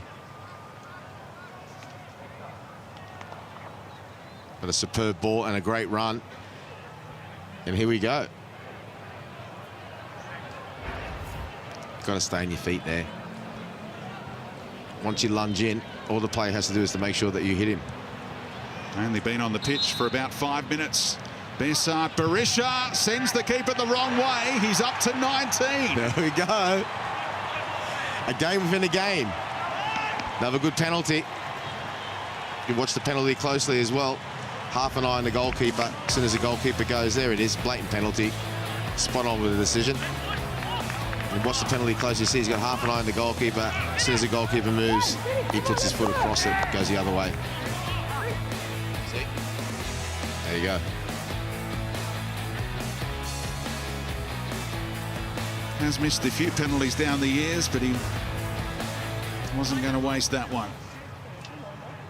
20 minutes to go, and Berisha is within 2 of Jamie McLaren. That's 23 out of 31 from the spot in his A-League career. As we get down to Tara. Yeah, look, Oscar Dillon was just down by the barricades, actually. He looked like he was about to vomit. He looked like he was really struggling. He was with the team doctor. The physio was called over, and he just took a minute to compose himself, and then he got up and said, I'm good. I'm all right to play. So he ran back on the pitch. Down by the barricades. I thought he was going to sing some Les Mis for us, Tara. Not tonight, gents. Given up. And of course, Western United scored that goal when they were down to 10 with Dillon getting that treatment. Here's Lockie Wales running at Oscar Dillon, trying to tee up Luna. Scooped away by Cavallo. Back in for McLaren to have another go at. Good defending from Uscott. In company with Imai. Yep. Yeah. A really good game once again. Two teams, although not really a lot to play for. A lot of changes. Could have been easy for the players to sort of say we're going to take tonight easy. They haven't really gone at each other. It's really been enjoyable to watch. Continuing on with this theme since we've been back. It's going to be sad when we stop. Finals are going to be so exciting, though. In the month of August, A-League finals. This time of year for the first time. Cavallo almost broke the way of Stamatolopoulos. Going alongside Berisha now. And manhandle. There's McLaren. Not sure how Uscott thought he was going to get away with that.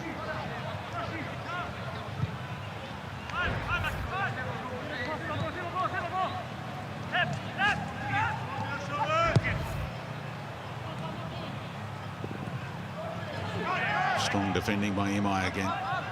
Wasn't letting the jar through.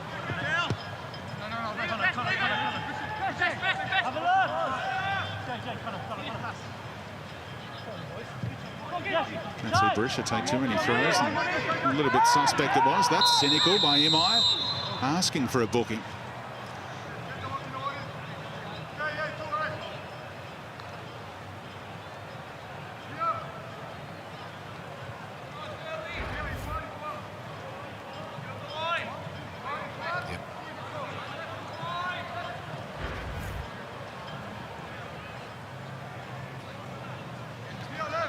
He's going to watch his step. I was just going to say, you just got to be careful. You just never know, do you?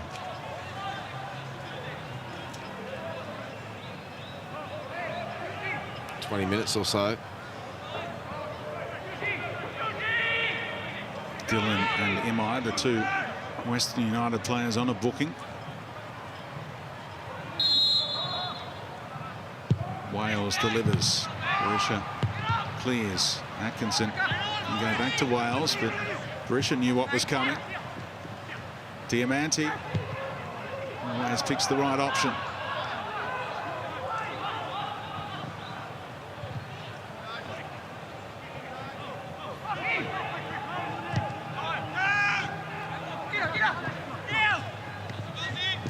Rodriguez again, that burst of speed off the mark.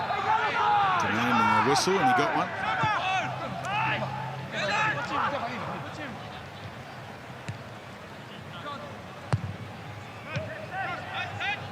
Torres, when he gets going, it reminds me of Kakache from Wellington. You can hardly stop him. Wonderful young talent. Mark Redan saying after the last game he's just been trying to get his fitness up to a level when he can be repeat sprint throughout the 90 minutes. Certainly showed that the other night when he was able to turn on the afterburners in the 90th minute. It was phenomenal. Here he is again.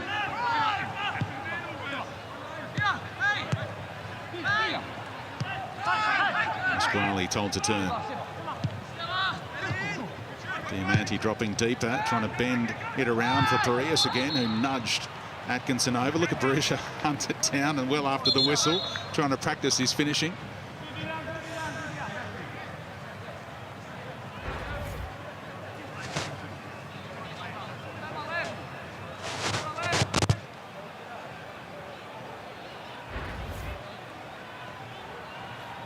Time for Rami Najareen to replace Moody Najjar for Melbourne City. He's celebrating his first A-League goal long into the evening. What a cracking goal it was. Cracking first half performance. It's gone off a little bit in the second half. Although Western United have made adjustments down their right, Melbourne City's left, because as you heard when Mark Rudin said, he was exactly right. They were having a lot of joy in the first half, Melbourne City down that side.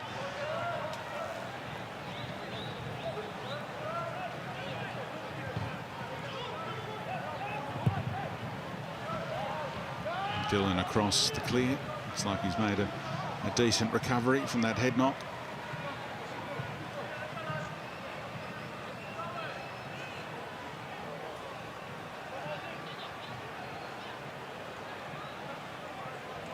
That ball pumped into the grandstand, so I had to find another.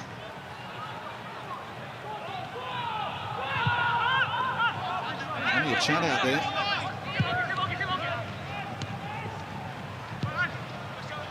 Melbourne City don't want to blow a 2-0 lead for the second game in a row.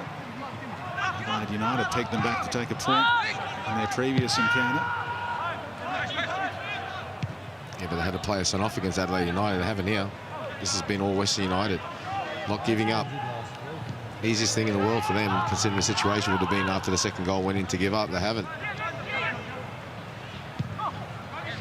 Keeping their defensive structure, not giving in, making sure that providing a threat going forward as well. Obviously, the injection of substitutes have made a difference. There's no doubt about that. But they're still going. Tom Glover, that was a composed pass around the on-rushing Stamatolopoulos. Western United trying to push up now. McLaren, clever touch into space. Wonderful play. Now Najareen. Lockie Wales the target. It's another crack at it. Here's Atkinson. McLaren all alone, edge of the area. Oscock was able to block off a path to goal. Metcalf again. Wins a corner. Oh, I thought he did. Must have off the outside of the boot. Sounded like it, didn't it?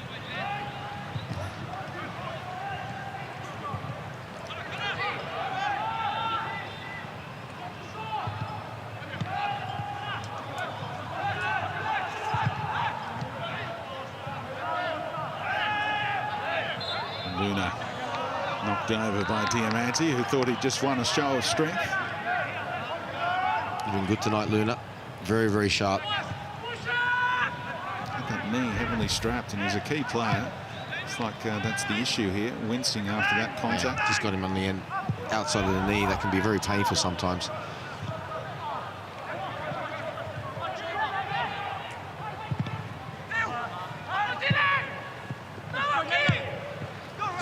Oh, another slip in defence allows Najareen to get in behind Imai. And that touched a hand of Uzcock, it appeared. Curto prevented the corner.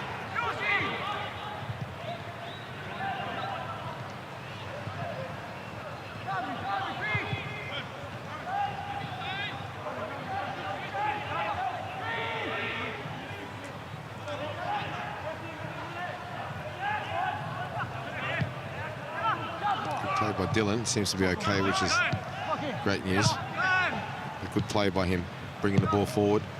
Diamante lifting it forward, and Delbridge tracked it well enough. Half a misunderstanding between himself and Glover, the goalkeeper there. Got to be careful in those situations.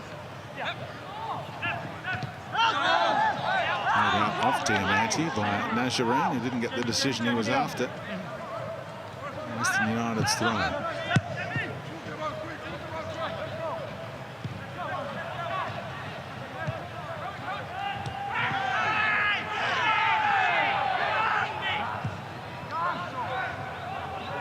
Wales looking to time the pass. Luna kept on running out off Uzcock. Good defending once again by Uzcock.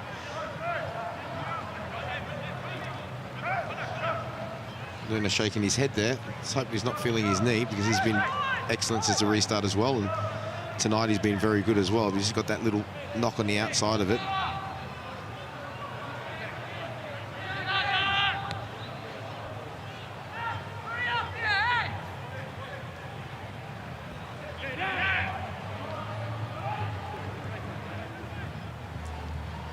Wales. Deflection. And took it well wide in the end. Kept alive by Metcalf impressively to earn another corner.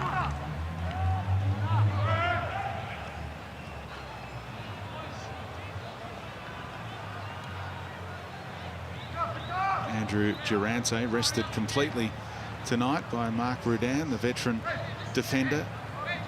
He'll be back for the final on the weekend. After writing an article today, look it up on social media, about the day he was shot while playing football back in 1999. A stray bullet. Wales corner, plucked out of the sky by Philip Curto.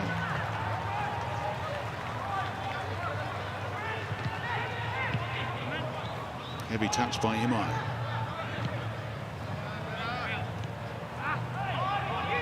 Austin Griffiths looking a little rusty.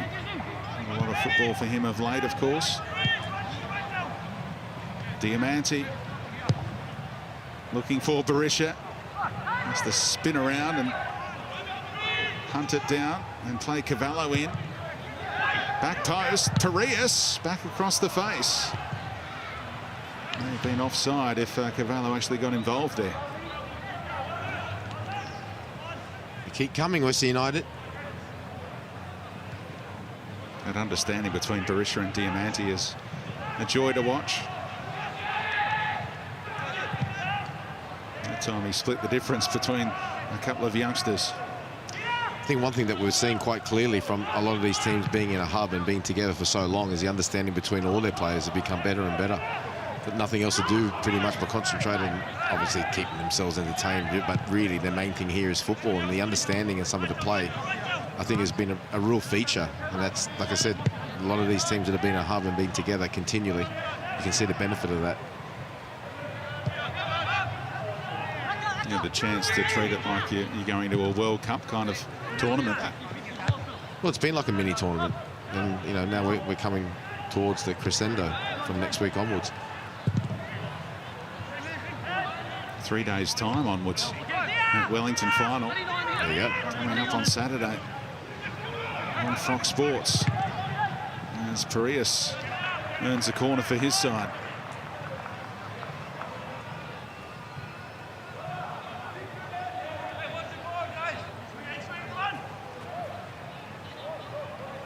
Scored late against Sydney FC to take all 3 points the other night.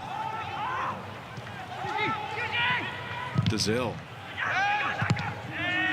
Anywhere will do for Atkinson. 90-minute opportunity for Luke Dazelle. No more subs to be had by Western United. Chance to play alongside Diamante when you're a teenager. Look at that ball, back post. Oh. And Cavallo had to stretch. It eluded Uzcock, the big man who was coming in unmarked. Centimetres away.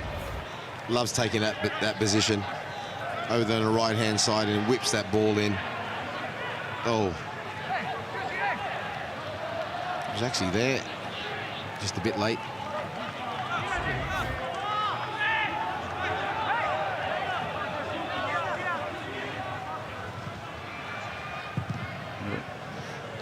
Interesting goal kick routine.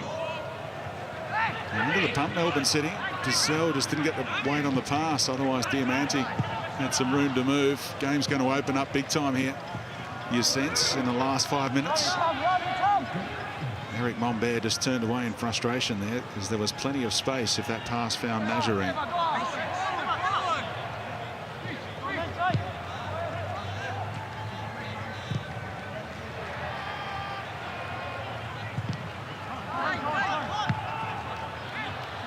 Curto's ball straight to the chest of Metcalf.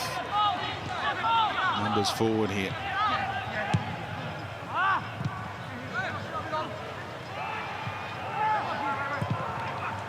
Diamanti, look how deep he is. Fend off on Roston Griffiths. Can't find a teammate with that pass. That's a rarity.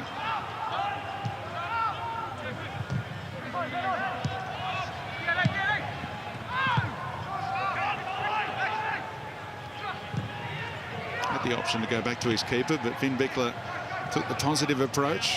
Found Wales. Again looking forward. Tough one for Metcalf. Bravely copped a clash of heads. He's feeling the effects now, Connor Metcalf, after MI collided with him. Melbourne City push on though, and a chance, tap in. Look who's on the spot. 22 for J-Mac. The golden boot definitely his this season.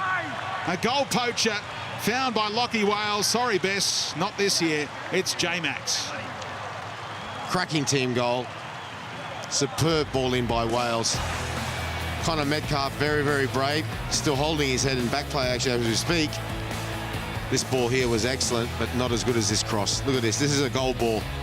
Fantastic ball in between the goalkeeper and the last line.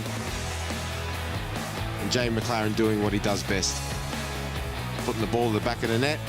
And I would say also the issue of who is going to be top scorer. It's over. The only player in A-League history to score 20 or more goals in 3 different seasons. So consistent at this level. He made his debut against Melbourne City a long time ago now.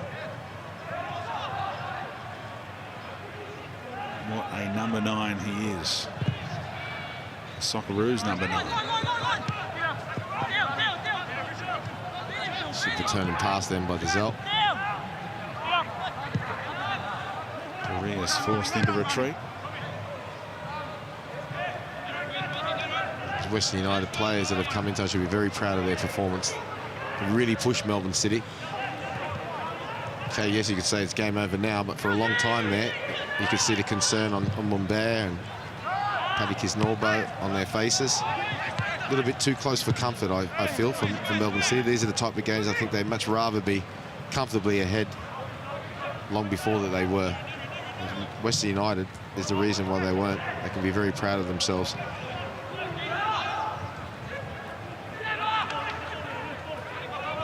Three games against Western United this season for Jamie McLaren. It's been a double on each occasion, and that puts him in the history books alongside only one other player, Costa Barbarouses, the only other man to score 2 or more goals in 3 consecutive games against the same opponent. Lovely play, Diamanti again for Cavallo. Little cut back inside. Berisha trying to roll past and drag it past Delbridge in the one move. Wouldn't quite stick. And here's a history-making moment. The son of a former A-League player about to make his debut. Rafael Borges Rodriguez, the son of former Adelaide United striker Cristiano, at just 16 years of age. He's going to get a late cameo here from Eric Mombert, replacing Adrian Luna. So we've had the Popovic boys, son of former Sydney FC man Tony Popovic, and now the son of Cristiano. Very special moment. Congratulations to him. It's great. First opportunity out there, and there's Diamanti dancing around him. And well done to Luna as well. He was excellent tonight.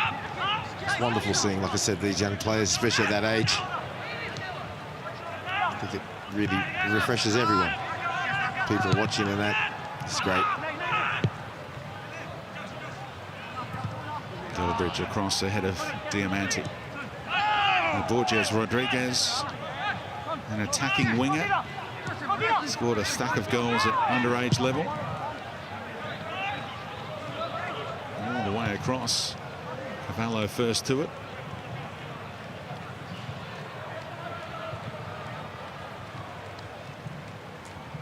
Have to find out how much more time he has on the pitch. Stoppage time board about to be revealed by Alex King. Here he is, first touch for Borges Rodriguez.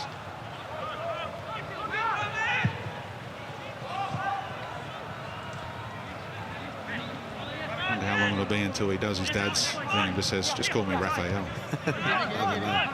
Like Cristiano back in the day. Scored his fair share for Adelaide United. Played in the grand final, sent off in the grand final. Controversially. Dizelle, lovely pass again. The feet of Stamatolopoulos. The tackle away by Borges Rodriguez. Attending to his defensive duties here. Held back. Galloway on Cavallo. All three of them had to try to stop him. He's an excellent young player.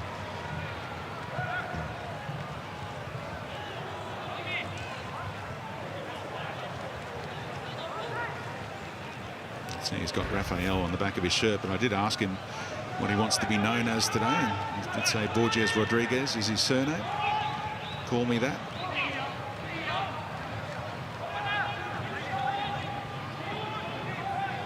A fresh-faced team, turns 17 next month. Diamante, away by Delbridge. Not the first time we said that tonight. He's been commanding. Yes. Still gives you that impression always that he's got that ability when you least expect it to do something silly. He needs to get that out of his game.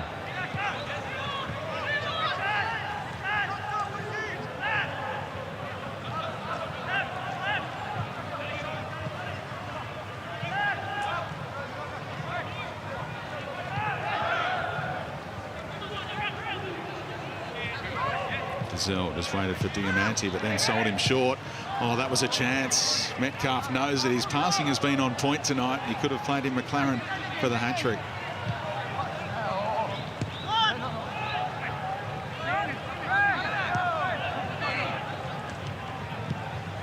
So we can lock it in, really, as it stands, but about to be confirmed in a couple of minutes. On Saturday, it will be Wellington against Perth, so the Knicks fans and the Glory fans can get ready to watch that one.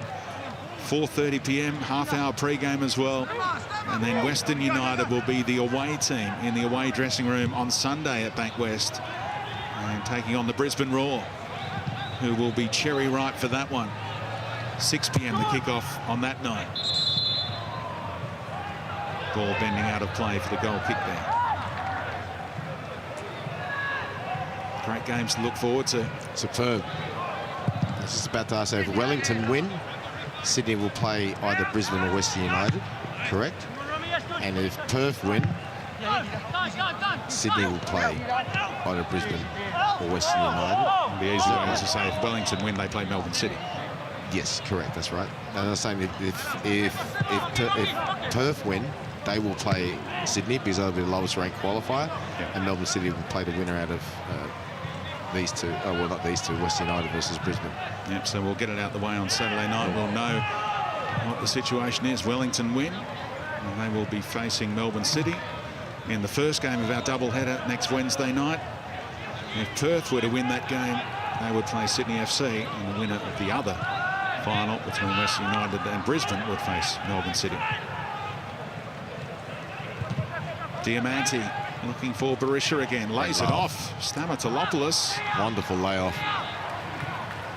Good, we should have slid it out to Parias. Oh, when he lays it off like that, try to volley it. There we go. So Jamie McLaren will collect the Golden Boot.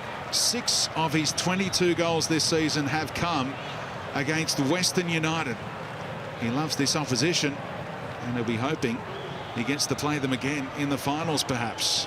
Besar Berisha only had a late cameo to try and score, and he was amongst the goal scorers from the penalty spot. Bit going on afterwards, it appeared, the way that he shaped up at Harrison Delbridge.